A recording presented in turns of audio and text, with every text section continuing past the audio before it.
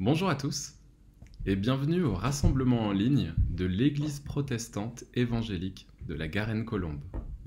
Nous sommes aujourd'hui le 3 mai 2020, ou peut-être un peu plus tard pour ceux qui regarderont cette vidéo en différé. Cela fait désormais près de 50 jours que le confinement a été mis en place en France, et 8 dimanches lors desquels nous n'avons pas pu nous réunir physiquement. Malgré ces circonstances, nous sommes vraiment reconnaissants au Seigneur pour les outils technologiques qu'il met à notre disposition afin de pouvoir partager ensemble et écouter la parole de Dieu. Car oui, c'est bien cette parole qui nous fait vivre, quelles que soient les circonstances. Cette parole, remplie de promesses, nous enseigne sur la nature extraordinaire de Dieu et ses œuvres admirables. Lisons ensemble dans le livre de Job au chapitre 38, versets 1 à 14, ce que le Seigneur Dieu proclame de lui-même et de ses œuvres à Job. Je vais lire dans la version second 21. L'Éternel répondit à Job du milieu de la tempête. Il dit : « Qui est celui qui obscurcit mes plans par des discours dépourvus de savoir ? Mets donc une ceinture autour de ta taille comme un vaillant homme. Je t'interrogerai et tu me renseigneras. Où étais-tu quand j'ai fondé la terre ? Déclare-le, puisque tu es si intelligent. Qui a fixé ces dimensions ? Tu le sais, n'est-ce pas ? Ou qui a déplié le ruban à mesurer sur elles ? Sur quoi ces bases reposent-elles ? Ou qui en a posé la pierre angulaire ? Alors que les étoiles du matin éclataient ensemble en chants d'allégresse et que tous les fils de Dieu poussaient des cris de joie. Qui a bloqué la mer avec des portes quand dans son jaillissement, elle est sortie du ventre maternel, quand j'ai fait des nuages son habit et de l'obscurité ses langes, quand je lui ai fixé des limites et imposé verrous et portes, quand j'ai dit « Tu pourras venir jusqu'ici, tu n'iras pas plus loin. Ici s'arrêtera l'orgueil de tes vagues. » Alors que Job vivait une situation extrêmement éprouvante, de par la perte de ses enfants et de ses biens, le rejet de ses amis et le confinement imposé par une maladie grave, Dieu lui répond. Il répond à ses cris en réaffirmant d'abord sa toute-puissance et sa souveraineté sur des éléments que l'homme ne maîtrise absolument pas. La mer, la terre, l'univers. Et en effet, tant d'événements aujourd'hui nous rappellent à quel point nos vies sont fragiles. L'épisode d'épidémie actuel n'en est qu'un exemple, parmi tant d'autres. Nous n'avons jamais eu autant de connaissances humaines, de technologies de pointe, de docteurs, de spécialistes en médecine, et pourtant, le système a été complètement dépassé. La croyance dans la grandeur de l'homme et le progrès a très vite atteint ses limites. Alors la Bible nous rappelle à de nombreuses reprises notre faiblesse et notre besoin de nous tourner vers celui qui est à l'origine de toutes choses. C'est dans cet esprit d'admiration et d'humilité envers notre Dieu que je vous invite à chanter Dieu Tout-Puissant.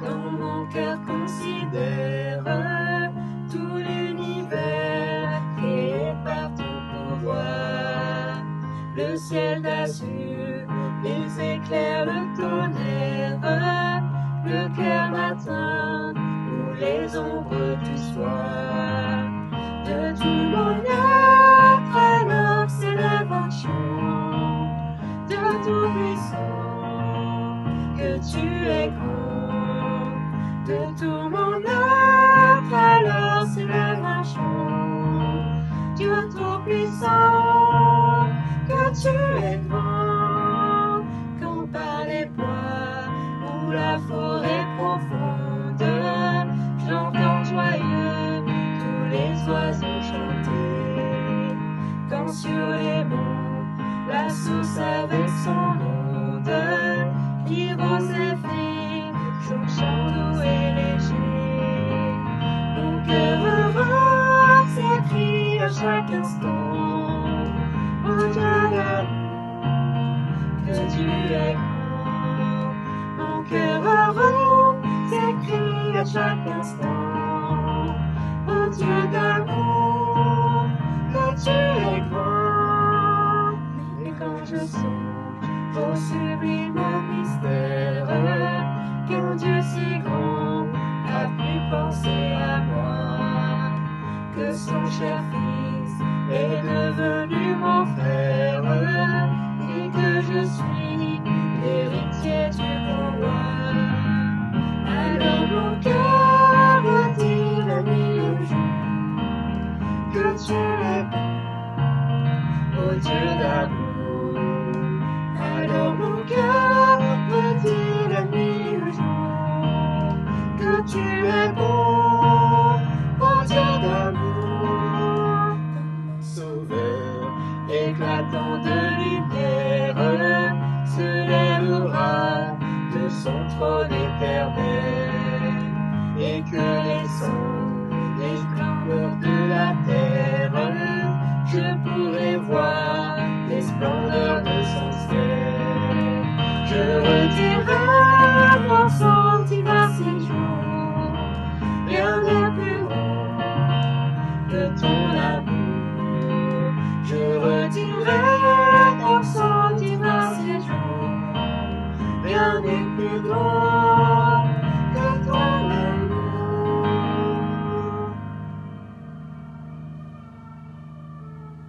Je vous propose maintenant un temps de prière.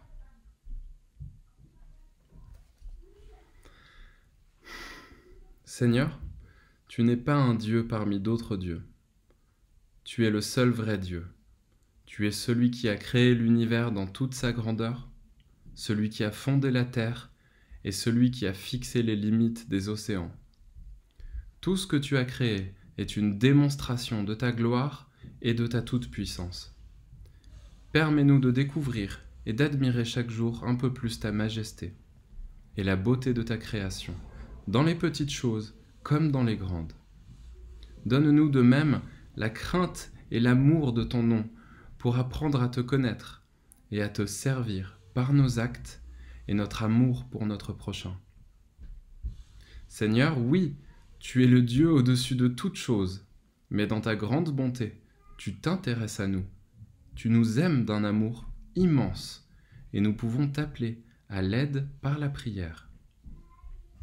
Alors, nous voulons te prier pour notre pays et ses dirigeants dans les décisions qu'ils prennent face à la crise sanitaire en cours. Donne-leur sagesse et lucidité. Nous te remettons tous les travailleurs exposés. Donne-leur le courage et la force nécessaires. Nous te prions pour ceux qui ont perdu des membres de leur famille. Sois un réconfort et un appui dans leur vie. Nous te remettons aussi nos frères et sœurs en Christ dans les pays où ils sont persécutés pour ton nom. Renouvelle leur force et subviens à leurs besoins. Seigneur, nous savons que nous pouvons compter sur ta fidélité en tout temps et nous te remercions parce que tu écoutes nos prières. Quel privilège de pouvoir s'adresser à Dieu. Si nous pouvons le faire et si nous pouvons avoir l'assurance que Dieu nous écoute, c'est bien grâce à son Fils Jésus-Christ. Je vous propose maintenant une lecture dans l'Épître aux Éphésiens, chapitre 1, versets 3 à 14. Béni soit le Dieu et Père de notre Seigneur Jésus-Christ, qui nous a bénis de toute bénédiction spirituelle dans les lieux célestes en Christ. En lui, Dieu nous a choisis avant la création du monde pour que nous soyons saints et sans défaut pour lui, devant lui.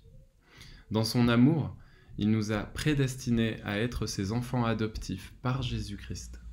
C'est ce qu'il a voulu dans sa bienveillance pour que nous célébrions la gloire de sa grâce dont il nous a comblés dans le bien-aimé. En lui, par son sang, nous sommes rachetés, pardonnés de nos fautes, conformément à la richesse de sa grâce. Dieu nous l'a accordé avec abondance, en toute sagesse et intelligence. Il nous a fait connaître le mystère de sa volonté, conformément au projet bienveillant qu'il avait formé en Christ, pour le mettre à exécution lorsque le moment serait venu, à savoir de tout réunir sous l'autorité du Messie, aussi bien ce qui est dans le ciel que ce qui est sur la terre. En lui, nous avons été désignés comme héritiers, ayant été prédestinés suivant le plan de celui qui met tout en œuvre, conformément aux décisions de sa volonté, pour servir à célébrer sa gloire, nous qui avons par avance espéré dans le Messie. En lui, vous aussi, après avoir entendu la parole de la vérité, l'évangile qui vous sauve, en lui vous avez cru et vous avez été marqués de l'empreinte du Saint-Esprit qui avait été promis. Il est le gage de notre héritage en attendant la libération de ceux que Dieu s'est acquis pour célébrer sa gloire. Je vous invite maintenant à le chanter et à célébrer sa gloire au travers de 2 chants qui célèbrent sa gloire et son Fils Jésus-Christ, par qui nous sommes rachetés.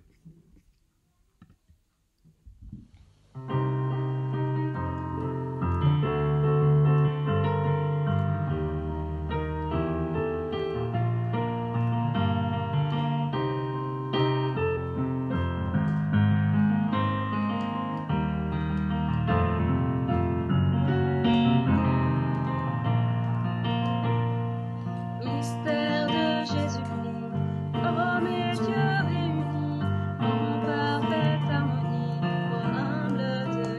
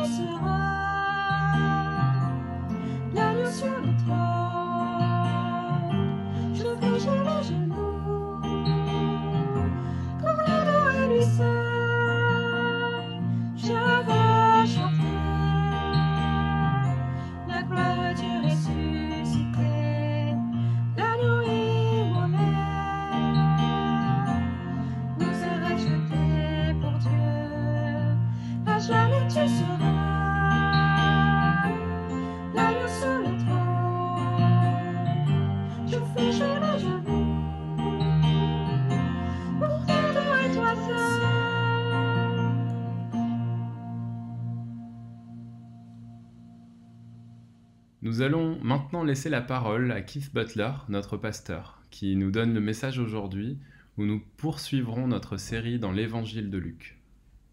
Remettons au Seigneur ce moment d'enseignement. Seigneur, dispose nos cœurs à accueillir ta parole et que celle-ci ne reste pas sans effet. Donne à ceux qui ne te connaissent pas encore la grâce de rencontrer Jésus-Christ comme Sauveur et comme Seigneur. Et donne à ceux qui te connaissent de persévérer en toi et d'être émerveillés à nouveau de celui que tu leur as donné pour frère au sein de la famille de Dieu. Amen. Quel choc pour le peuple britannique quand le Premier ministre s'est retrouvé en soins intensifs à cause du Covid-19. Même lui n'a pas échappé au virus qui fait des dégâts. Maintenant, de retour au bureau, Boris Johnson a un nouveau respect du danger du virus et pour le travail du corps médical.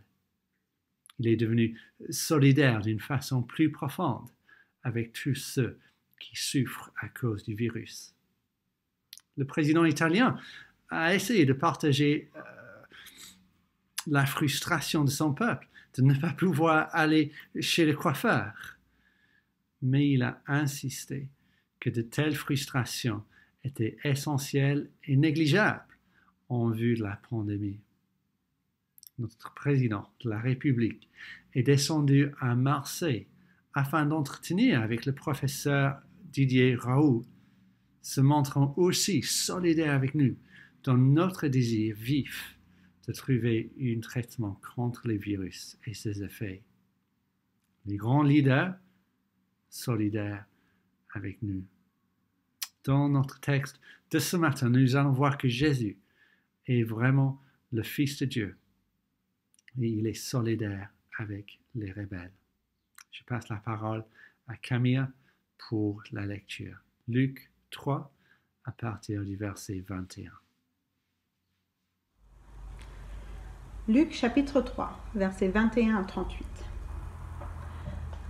Comme tout le peuple était baptisé, Jésus aussi fut baptisé. Pendant qu'il priait, le ciel s'ouvrit et le Saint-Esprit descendit sur lui sous une forme corporelle, comme une colombe. Et une voix fit entendre du ciel ces paroles. « Tu es mon Fils bien-aimé, tu as toute mon approbation. » Jésus avait environ 30 ans lorsqu'il commença son ministère. Il était, comme on le croyait, fils de Joseph, fils d'Élie, fils de Mattat, fils de Lévi, fils de Melchi, fils de Janaï, fils de Joseph, fils de Matthias, fils d'Amos, fils de Nahum, fils d'Ézi, fils de Nagaï, fils de Matt, fils de Matthias, fils de Séméi, fils de Josèche, fils de Joda, fils de Johanan, fils de Ressa, fils de Zorobabel, fils de Shealtiel, fils de Néri, fils de Melchi, fils d'Adi, fils de Kosam, fils d'Elmadam, fils d'Er, fils de Josès, fils d'Éliser, fils de Jorim, fils de Mattat, fils de Lévi, fils de Siméon, fils de Juda, fils de Joseph, fils de Jonam, fils de Eliakim, fils de Méléa, fils de Ména, fils de Matata, fils de Nathan, fils de David, fils d'Isaïe, fils d'Obed, fils de Boz, fils de Samon, fils de Nakshon, fils d'Amminadab, fils d'Admin, fils d'Arni, fils d'Etzrom, fils de Péretz, fils de Juda, fils de Jacob, fils d'Isaac, fils d'Abraham, fils de Tara, fils de Nachor, fils de Séruch, fils de Ragao, fils de Phalek, fils d'Héber, fils de Sala, fils de Caïnam, fils d'Arpachshad, fils de Sem, fils de Noé, fils de Lamech, fils de Mathusala, fils d'Enoch, fils de Jared, fils de Maléel, fils de Caïnan, fils d'Enos, fils de Seth, fils d'Adam, fils de Dieu. Jésus compté parmi les rebelles. Il y a une surprise au verset 21. Pour le ressentir, il faut penser au contexte. La semaine dernière, nous avons rencontré Jean-Baptiste, la voix qui criait dans le désert, « Préparez le chemin du Seigneur. Le Seigneur vient, il faut vous préparer. » Et ensuite, au verset 16 du chapitre 3, Jean nous donne un portrait du Messie, le Seigneur qui allait venir. « Moi, je vous baptise d'eau, mais il vient, celui qui est plus puissant que moi. Je ne suis pas digne de détacher la courroie de ses sandales. Lui, il vous baptisera du Saint-Esprit et de feu. Il a sa pelle à la main. Il nettoiera son aire de battage. Il amassera le blé dans son grenier. Mais il brûlera la paille dans un feu qui ne s'éteint pas.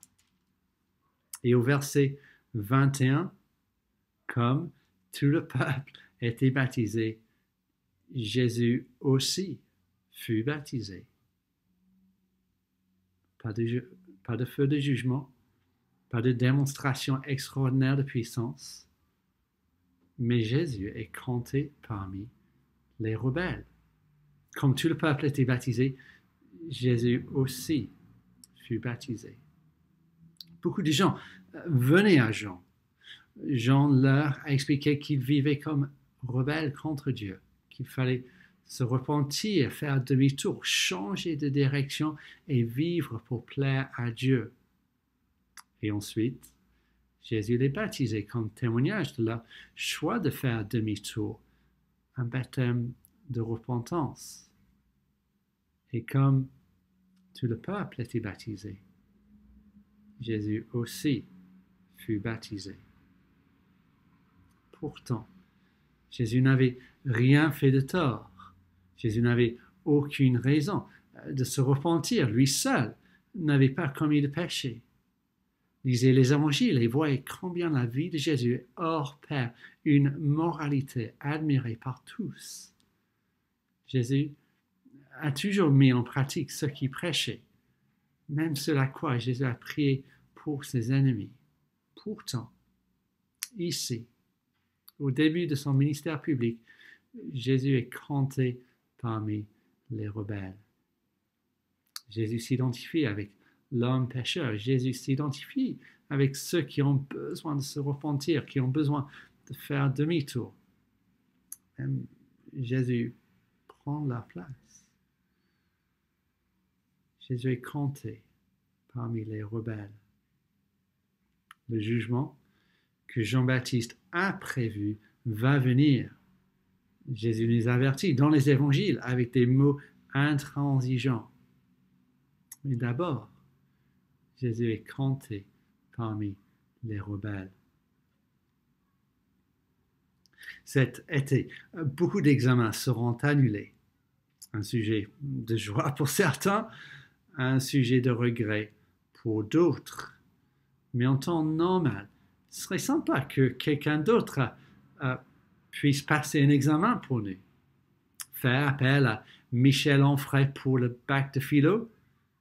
Faire appel à Alain Prost pour passer le permis. À mon avis, Michel Onfray ne voudra pas être compté parmi les lycéens qui passent leur bac. Alain Prost ne voudra pas être aperçu dans une voiture d'auto-école. Et Jésus n'avait aucun besoin d'être baptisé, d'être compté parmi les repentants, parmi les rebelles. Pourtant, il le fait. Jésus est compté parmi les rebelles au début de son ministère, comme il sera compté parmi les rebelles à la fin de sa vie. Au début de son ministère, Jésus est solidaire avec ceux qui se repentent de leurs péchés. Et à la fin de sa vie, à la croix, Jésus a porté le péché. Non pas son propre péché, mais le péché de tous ceux et celles qui lui font confiance. Il a souffert le jugement divin contre le péché, bien qu'il soit innocent de toute faute. 2 Corinthiens 5, le verset 21 le dit ainsi. Celui qui n'a pas connu le péché, il a fait devenir péché pour nous, afin qu'en lui, nous devenions justice de Dieu. Jésus a été compté parmi les rebelles. Et si nous lui faisons confiance, Jésus a été compté parmi les rebelles pour moi et pour vous. Il a payé le prix pour notre péché. Il a vécu la vie parfaite que nous ne pourrions jamais vivre. Il est ressuscité par une résurrection que nous allons partager. Jésus compté parmi les rebelles. Jésus a commencé comme il a fini. Et en vue de cette démarche surprenante, nous pourrions nous demander, Jésus est-il vraiment le Messie, le Seigneur annoncé par Jean-Baptiste? Luc nous donne une réponse sans hésiter. Oui, Jésus est vraiment le Fils de Dieu. Pendant qu'il priait, le ciel s'ouvrit et le Saint-Esprit descendait sur lui sous une forme corporelle, comme une colombe. Et une voix fit entendre du ciel ces paroles. Tu es mon Fils bien-aimé, tu as toute mon approbation. Au début de son ministère, nous voyons la confirmation visuelle que Jésus est roi de l'Esprit de Dieu. Le Saint-Esprit descend sur lui sous la forme d'une colombe. Et nous entendons la confirmation audible que Jésus est le Fils de Dieu. Une voix proclame du ciel, « Tu es mon Fils bien-aimé ». Et ce n'est pas une surprise pour le lecteur de l'Évangile de Luc. L'ange avait annoncé à Marie que son fils serait appelé Fils du Très-Haut, Fils de Dieu. Et c'est par l'Esprit Saint que Marie a pu avoir cet enfant. À l'âge de 12 ans, Jésus est resté seul à Jérusalem. Ses parents l'avaient retrouvé au temple et Jésus leur a dit, « Ne saviez-vous pas qu'il faut que je m'occupe des affaires de mon Père ?» Et ici, 18 ans plus tard, nous entendons la voix de Dieu le Père du ciel qui confirme que Jésus est vraiment son Fils et qu'il approuve sa démarche de se faire baptiser. Si vous sortez en ce moment pour aller au travail ou pour faire un peu de sport, il faut être sûr d'avoir non seulement votre attestation, mais aussi votre carte d'identité qui confirme qui vous êtes. Et ici, nous avons une sorte de carte d'identité de Jésus. Car les apparences peuvent être trompeuses.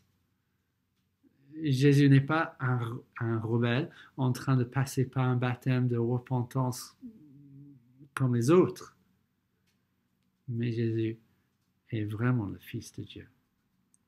Bien qu'il soit compté parmi les pécheurs, Jésus a toute l'approbation de Dieu son Père. Ou plutôt, parce qu'il est compté parmi les pécheurs, Jésus continue à avoir toute l'approbation de son Père. Jésus est vraiment le Fils de Dieu. Mais Dieu, comment peut-il avoir un fils? Alors, soyons clairs sur ce que nous ne voulons pas dire. Jésus n'est pas le résultat d'une relation sexuelle entre Marie et Dieu. Jésus n'est pas créé par Dieu. Jésus n'est pas adopté par Dieu pour être son fils. Mais ce petit livre, cher Abdullah, explique que quand la Bible dit que Jésus est le Fils de Dieu, elle veut tout simplement dire qu'il est vraiment Dieu. Et aussi que Jésus est égal à Dieu en nature et en essence. C'est un choc pour les premiers disciples des Juifs monothéistes. C'est un choc pour les autorités religieuses qui ont considéré ces revendications de Jésus comme blasphème. Ça reste un choc aujourd'hui. La Bible nous témoigne que depuis toute éternité, Dieu existe. Depuis toute éternité, le seul et unique Dieu existe en trois personnes, Dieu le Père, Dieu le Fils et Dieu le Saint-Esprit. Et aussi au baptême de Jésus, nous voyons la présence de ce Dieu trinitaire. Dieu le Fils, plongé sous l'eau. Dieu le Saint-Esprit, qui est présent et à l'œuvre. Dieu le Père, qui atteste que Jésus de Nazareth est son Fils bien-aimé.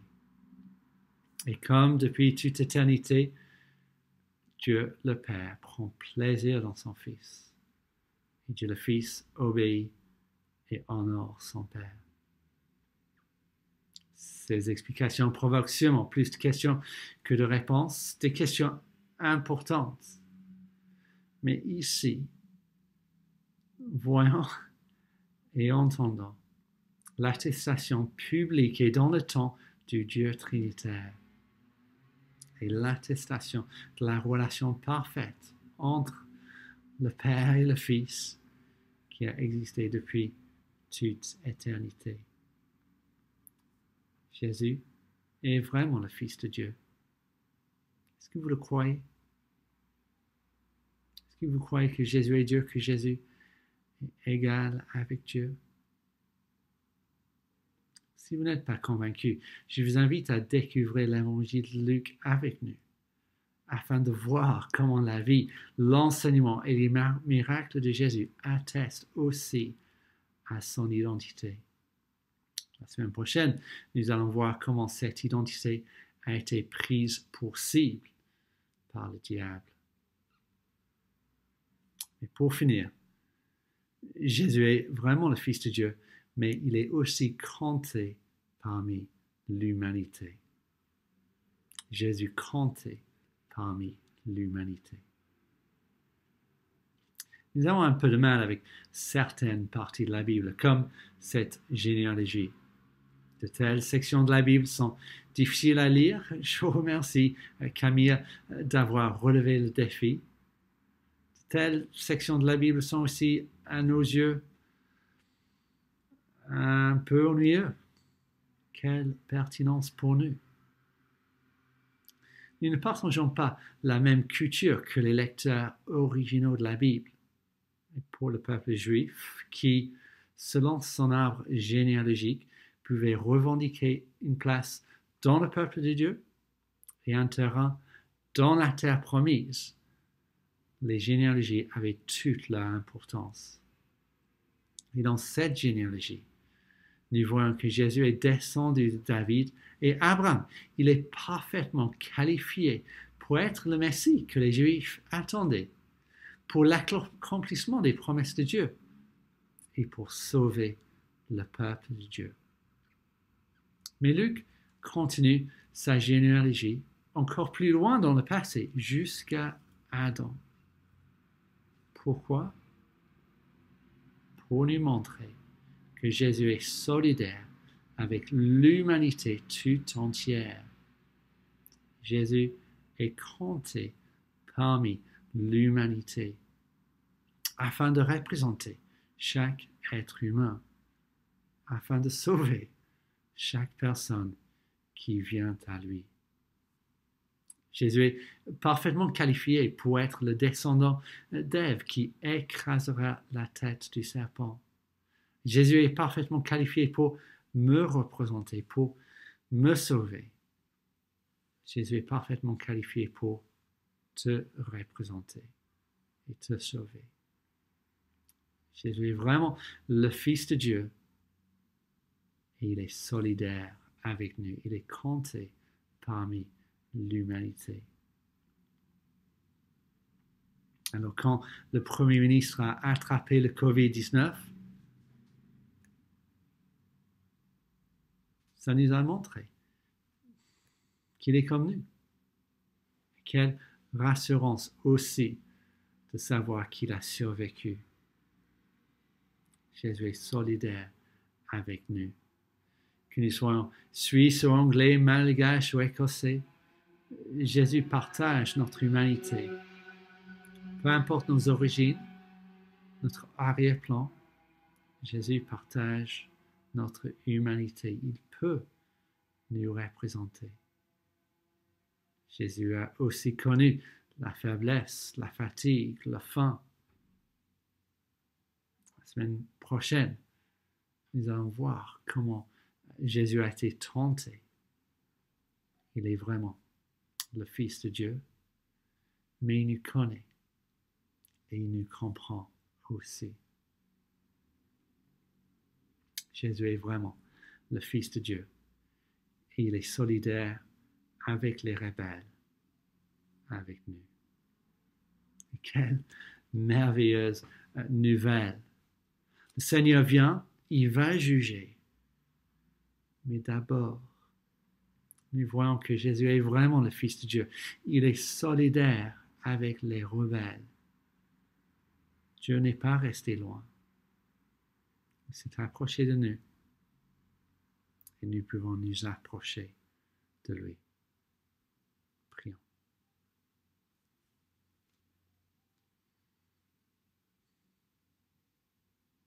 Notre Père Céleste, merci de ce que Jésus est venu pour être compté parmi les rebelles, en commençant par son baptême, en finissant à la croix. Merci. Parce qu'il est compté parmi l'humanité, il peut nous sauver, il peut nous représenter à chacun de nous. Et parce qu'il est vraiment le Fils de Dieu, il est capable de nous sauver. Et merci pour le privilège de pouvoir nous approcher de lui, nous approcher de toi au travers de lui. Amen.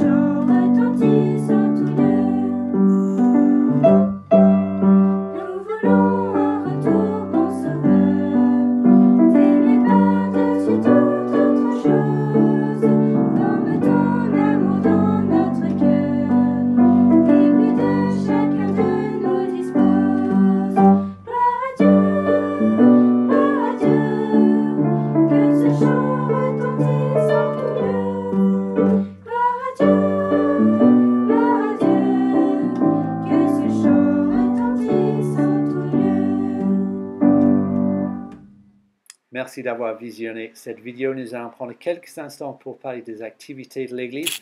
Et cette semaine, je me suis fait un bulletin de chant avec les annonces. Et donc, j'ai un formulaire pour que je puisse laisser mes coordonnées et rester en contact avec l'Église. Malheureusement, vous allez devoir aller sur le site web de l'Église. Il y a un formulaire. Vous pouvez laisser vos coordonnées. Et nous allons pouvoir vous tenir au courant de toutes nos activités. Si vous regardez cette vidéo avant 10h45, vous pouvez vous connecter sur Zoom afin de prendre un café virtuel et saluer les autres amis de l'Église. À 18h dimanche, nous aurons une courte réunion de prière. Mercredi matin à 10h30, les petits lapins vont se retrouver. Et puis jeudi soir, entre 20h et 21h, nous aurons notre réunion mensuelle de prière, persévérant dans la prière pour notre pays, notre monde, notre Église. Et puis un peu plus loin, samedi 16 mai, les femmes auront un brunch. Prions ensemble. Notre bon Père Céleste, nous te demandons qu'au travers de ces événements, ton peuple soit édifié, ta parole prêchée, que ton évangile puisse se répandre et que ton Fils soit glorifié au travers de l'œuvre de ton Esprit Saint. Amen.